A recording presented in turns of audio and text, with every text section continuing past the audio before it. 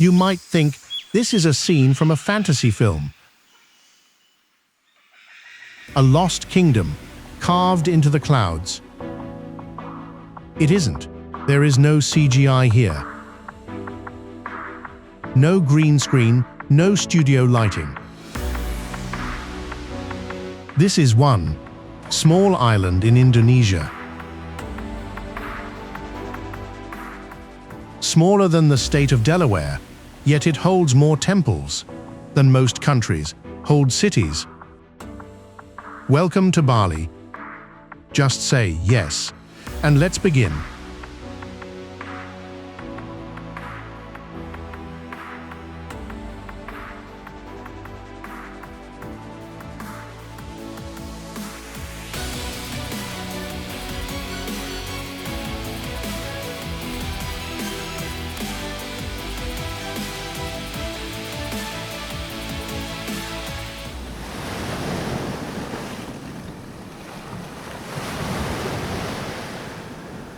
The plane drops low over the coastline, and the first thing you notice is the color, not one shade of blue, but 5, turquoise near the reef, deep navy further out, and a strange glowing green where the rice paddies meet the sea. Bali sits just 8 degrees south of the equator, a single island in a chain of over 17,000 across Indonesia. But this one is different. This one, the locals say, was blessed twice. Once by the volcano that built it, and once by the gods who never left.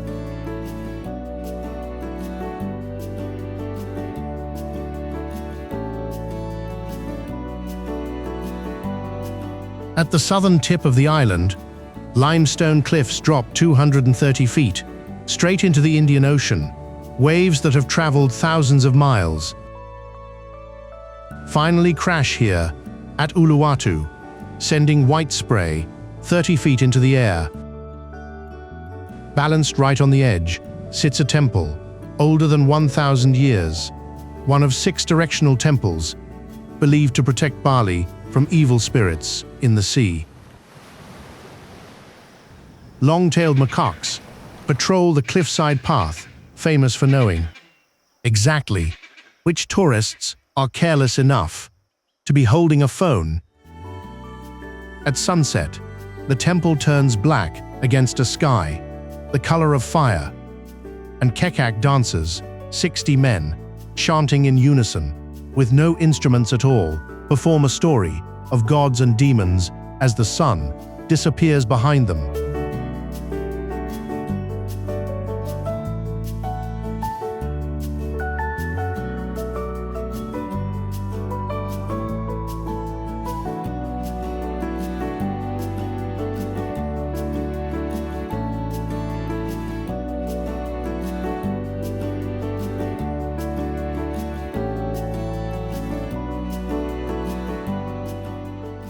Along the western coastline, another temple sits on a rock surrounded almost entirely by ocean.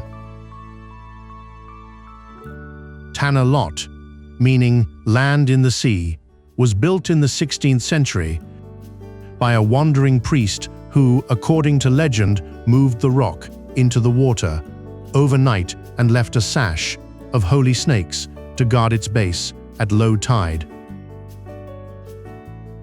Visitors can walk across exposed volcanic rock to reach the foundation at high tide. The rock becomes an island unto itself, silhouetted against one of the most photographed sunsets in Southeast Asia.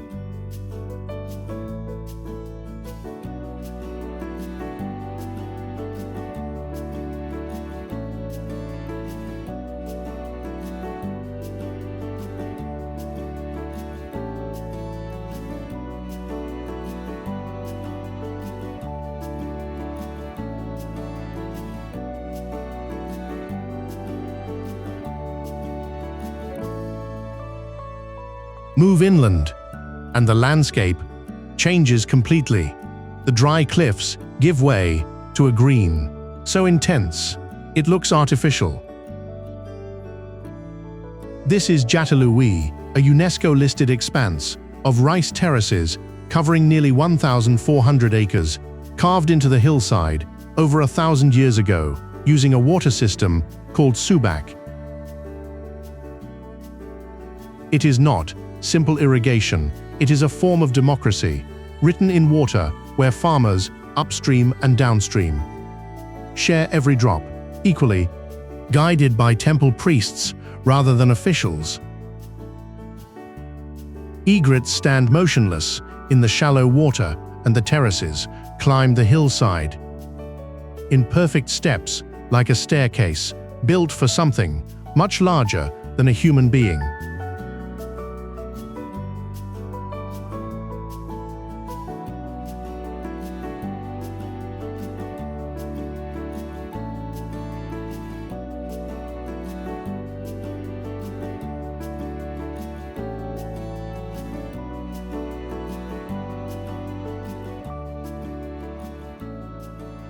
Further north, the ground begins to rise sharply. Mount Batur, an active volcano, standing 5,633 feet above sea level, has erupted more than 20 times. In the last 2 centuries, hikers who begin the climb at 3 a.m. using nothing but headlamps and the outline of the trail underfoot are rewarded at the summit with something almost impossible to describe. As the first light breaks, the volcano's own shadow stretches for miles across the caldera lake below. A perfect triangle of darkness retreating slowly as the sun climbs higher. Local guides still cook eggs and bananas using the natural steam vents near the crater rim, heat that has been rising from inside the earth for centuries, a free breakfast served by the mountain itself.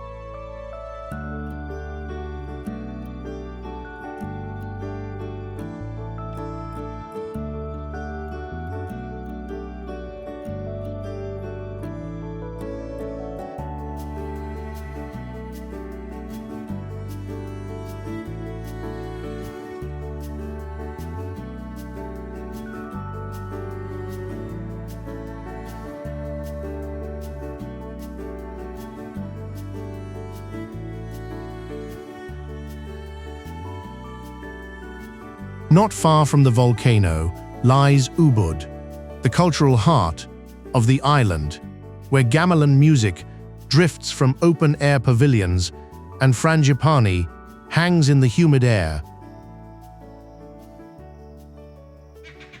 On the edge of town sits the sacred monkey forest, 27 acres of jungle, home to more than 1,200 long-tailed macaques, and 3 temples dating back to the 14th century.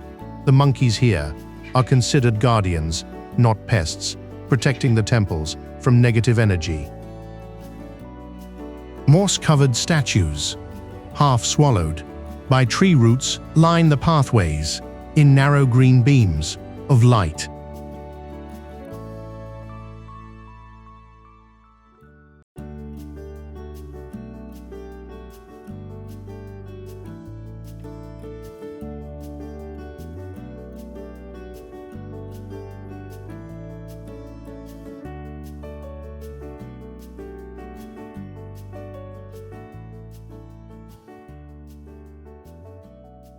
At Ulun Danu Beratan, a temple appears to float directly on a crater lake. Its tiered thatched roofs, reflected perfectly in the still water, built in 1633 and dedicated to Dewi Danu, goddess of the lake. Its blessing is believed to control the water supply for farmers across the entire region. On misty mornings, when the volcanic peaks disappear into cloud, the temple seems to hover between water and sky.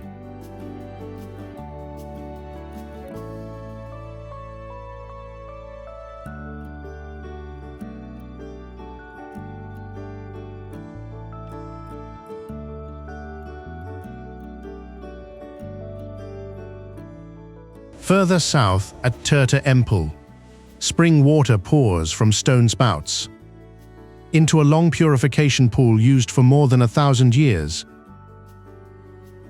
Balinese Hindus travel here to perform melukat, a cleansing ritual that requires moving spout to spout, submerging the head under each one in a specific order. The water is believed to have been created by the god Indra, and it flows continuously, never running dry, even in the driest months.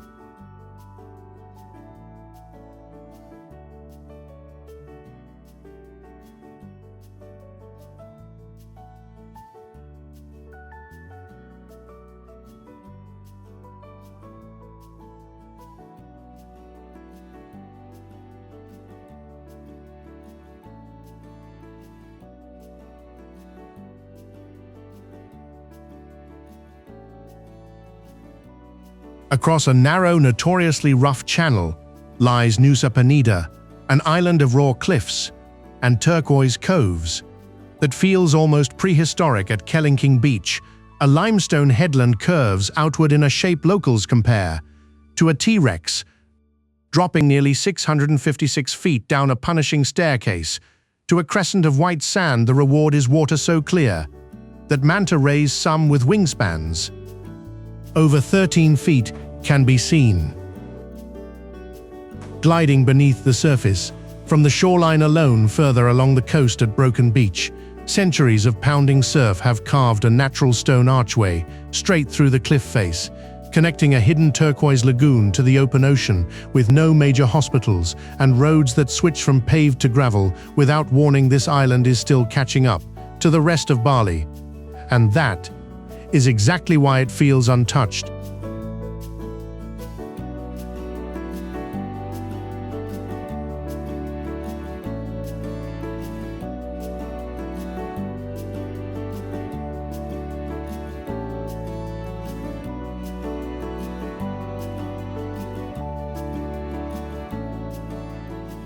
Deep in the jungle, north of Ubud, hidden waterfalls, cut through walls of volcanic rock, draped in ferns at Sekumpul. 7 separate waterfalls converge into a single gorge, the tallest dropping more than 260 feet. Through mist so thick, it forms its own microclimate. Reaching it requires descending over 500 uneven stone steps and crossing a river twice. The sound of falling water, arriving long before the sight of it does.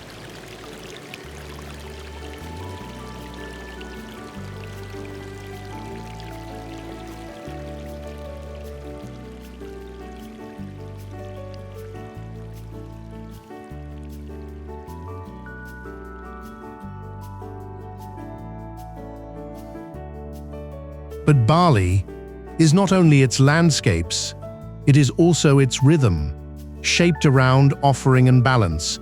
Everyday Balinese Hindus place small palm leaf baskets called kanang sari on doorsteps and altars filled with flowers, rice, and incense, a quiet offering to maintain harmony between humans, nature, and the divine. Once a year, the entire island falls silent for Nyepi, the day of silence. No flights land, no lights are lit. No one is permitted on the streets for 24 hours.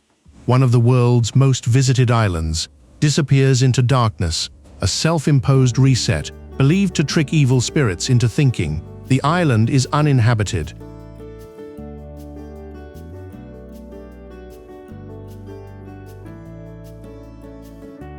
From volcanic peaks to floating temples,